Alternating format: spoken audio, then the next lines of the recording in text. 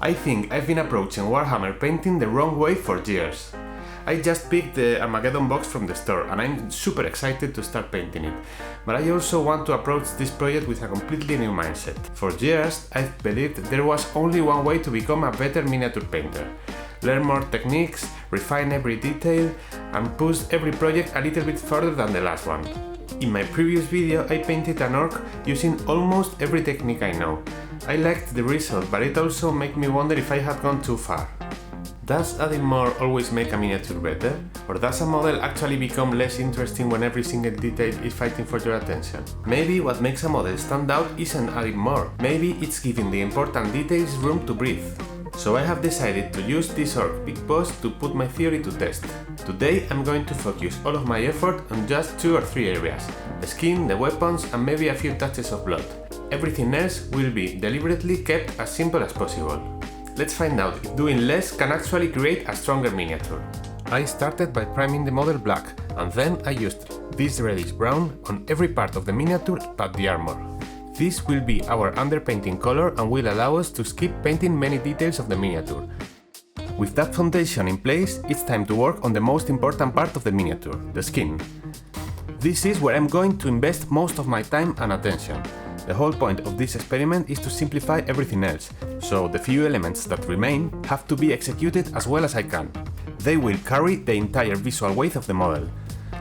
As you can see, I'm using very saturated greens for the skin. This is the color scheme I've always used for my orc army, but here it becomes even more important because the skin is supposed to be the first thing that your eye notices. Since the skin is the star of the miniature, I also wanted to introduce something I've never used anywhere else in my army: warm pink tones. Adding these subtle colors around the lips, ears and hands gives the skin a much livelier and more believable appearance. I know it's nothing revolutionary, even the official box arts uses the same idea, but somehow I've never tried it before. The colors I use for this step are actually the same ones I normally use for painting human skin.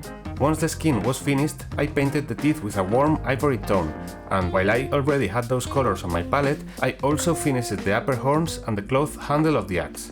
Those details aren't that important at all, so we're just slapping a quick base coat on them.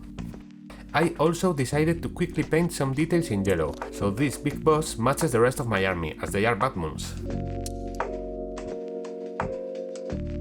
Now that the skin is finished, I feel like about 80% of the job is already done. And that's one of the things I really like about this approach. Almost everything you paint has an immediate visual impact, because you are only spending time in the things that actually matter. That makes the process incredibly satisfying and keeps you motivated to keep going. The weapon is the second focal point of the miniature. Since it carries so much visual weight, I want one texture that immediately sells the illusion. And for that, nothing beats my rust recipe. I've been receiving a lot of questions on this matter, so let me make this step super clear. These are the 2 pigments used at a 50-50 ratio approximately. You could add more of one or the other if you want a more orange tone or a darker reddish one. As a medium, I use a little bit of pigment binder from Vallejo, and roughly the same amount of water. I try to keep it pretty thick, because I want a heavy rusted look, but you can experiment with thinner mixes too. One obvious consequence of this approach is that it's naturally much faster than other painting styles. But this isn't a speed painting challenge. I'm not trying to finish the miniature as quickly as possible.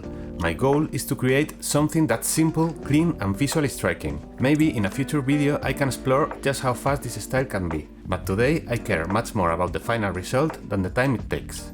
This takes a couple of hours to dry. Sometimes it looks dry but it's not, so be patient or just leave it overnight. As you can see, it changes the color a lot and makes a super realistic rusty look. So these are basically all the colors I'm going to use for this paint job. As you can see, I only used 3 colors plus black and white, and a couple of mixes between those. And that's basically all you need for any miniature or paint job. Restricting myself to a handful of colors will automatically create harmony, ambience, atmosphere, and I'm starting to believe those things are way more important than neatness or technique. So speaking of atmospheres, nothing creates atmosphere better than dry pigments, and that's why we are using another one of them now, this time mainly for the base. We mix it with water and pigment binder again, and apply it generously over all the base. After that, I diluted it a lot more with water and apply a thin layer over all the model, focusing on the lower areas. To be honest, watching this video again, the name could have been How Dry Pigments Can Carry Your Entire Paint Job. With that right, we're almost done. Only need to paint the metallics, and not a lot of them, since we already created a rusty look on the weapon. So it only needs some touches of shiny metal to make it realistic. For this step, I've been swapping between sponging and dry brushing, and I still don't know which method I prefer. So tell me in the comments which one do you think is better. I also used this same metallic paint for an edge highlight on the black armor, to make some battle damage and make it easier to read.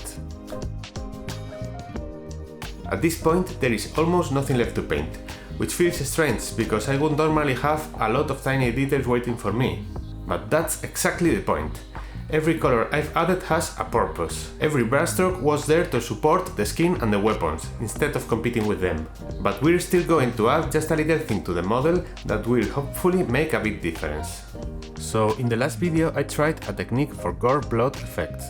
It worked out nicely, but I think it didn't really fit the style of that ork. This miniature is much more restrained, which also means this blood effect finally has room to become a real focal point. The technique is to use a nylon guitar string and UV resin to emulate a drop of liquid hanging from the axe and about to drop on the floor. Well, I did it, and even shot the reveal shots and edited the video, but then I decided I didn't like the blood effect that much.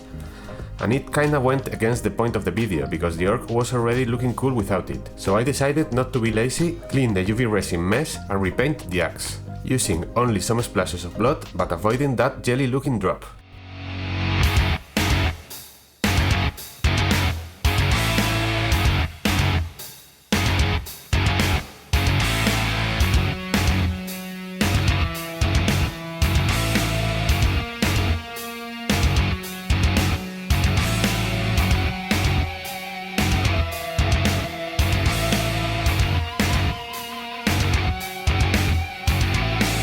So was the experiment successful? I think it was. This miniature is one of the simplest I've painted in a long time, and yet is one of the ones that grabs my attention the most. Focusing on just a couple of key areas makes the miniature feel a lot cleaner and more intentional. I also don't think that using advanced techniques is bad at all. I still love experimenting and pushing myself to the limit as a painter. But I've learned that getting better at painting is not always about adding more. It is sometimes about knowing what not to paint. I am definitely going to keep exploring this idea on the rest of the Armageddon box, so if you want to see where this goes, make sure to subscribe. And if you enjoyed this approach, make sure to watch this video too, where I do the exact opposite, and I also learned a lot from it. Thanks for watching and see you in the next one.